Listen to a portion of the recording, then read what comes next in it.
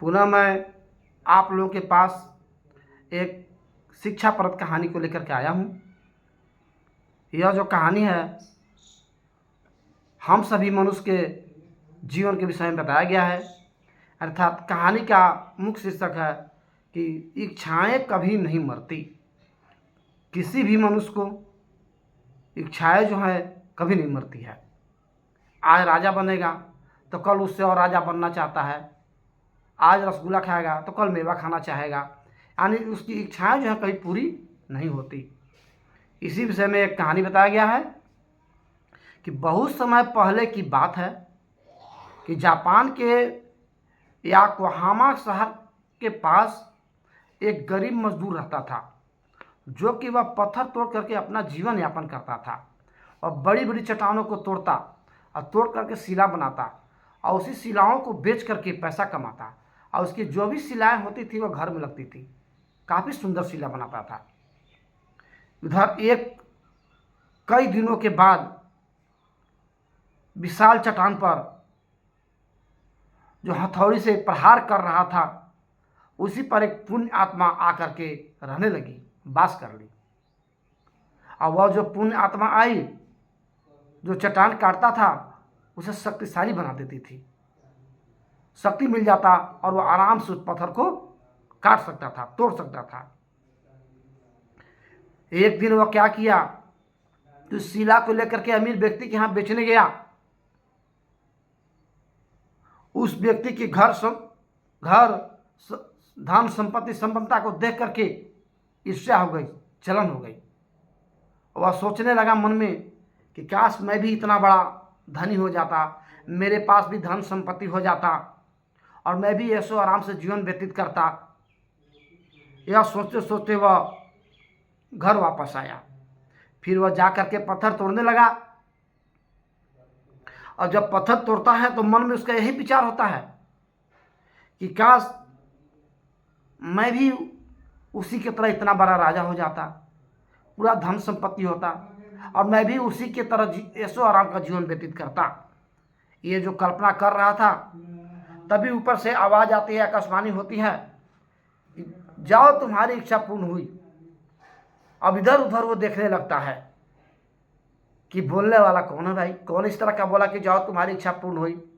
और चारों तरफ देखता है लेकिन उसे कोई दिखाई नहीं देता है। जब वह घर जाता है पत्थर तोड़ने वाला मजदूर तो देखता है कि उसका घर जो है महल में बदल चुका है।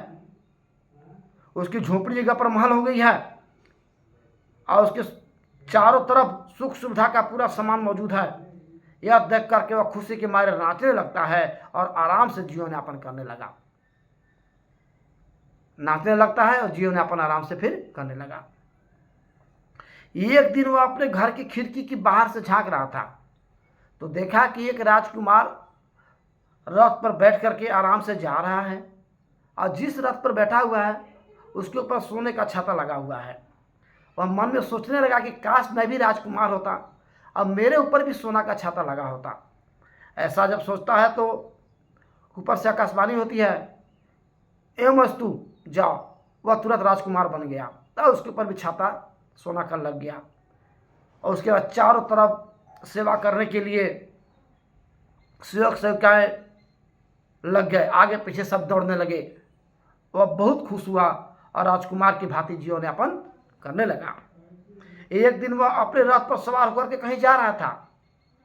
उस पर सूरज की किरणें पड़ी, वह जलने लगा, तपने लगा, यानी गर्मी लगने लगी। तो वह किसी पेड़ के ऊपर जा करके नीचे छाया पर बैठकर आराम करने लगा।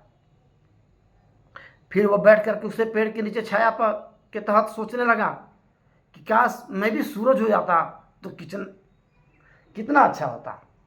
और वह सूरज बन गया। सोचने लगा मैं सूरज होता तो कितना अच्छा होता, सूरज बन गया। जब वह सूरज बन गया तो अपनी गर्मी से लोगों को जलाने लगा।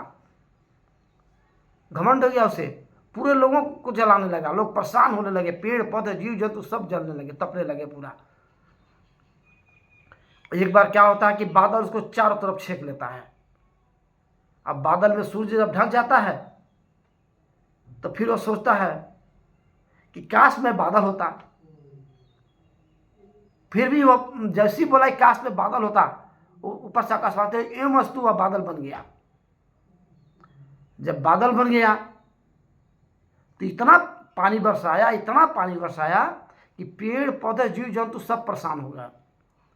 पेड़ पौधे टूट गए, नदी नाले में पूरा बाढ़ आ गई, घर द्वार गिरने लगे, लोग परेशान हो गए। लेकिन एक बहुत बड़ा पत्थर, पहाड़ और चट्टान कुछ नहीं हिला।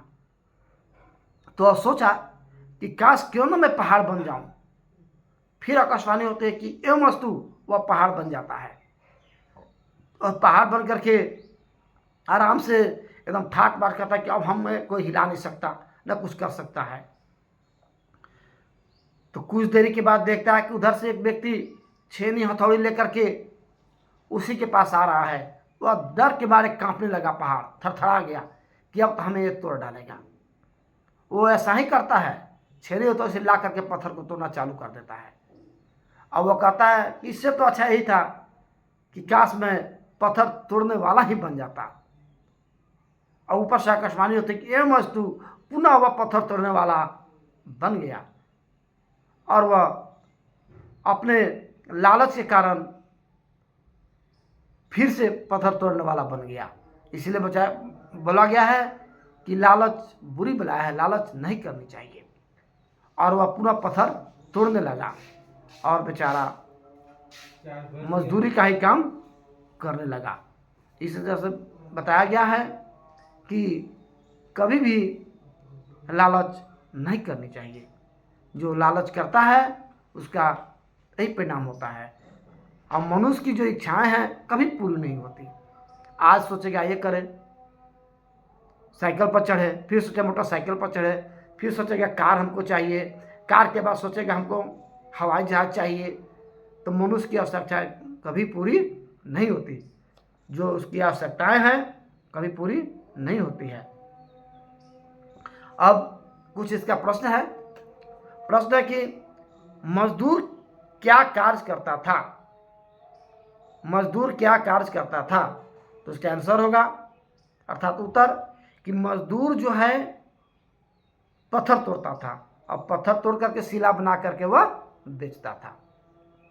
प्रश्न 2 है, पुण्य आत्मा को क्या शक्ति प्राप्त थी? तो पुण्य आत्मा को यही शक्ति प्राप्त थी, यानी पुण्य आत्मा को यही शक्ति मिली थी कि जो भी होता, यानी जो किसी को आशीर्वाद दे देता, बोल देता, वह हो जाता था। पुण्य आत्मा इसी तरह से शक्ति अपना उसका प्राप्त की थी। अब मैं अगले वीडियो में आपको जो होगा अपना लेकर के आऊँगा। मेरा जो वीडियो है इसको आप लोग लाइक, शेयर और सब्सक्राइब करें। धन्यवाद।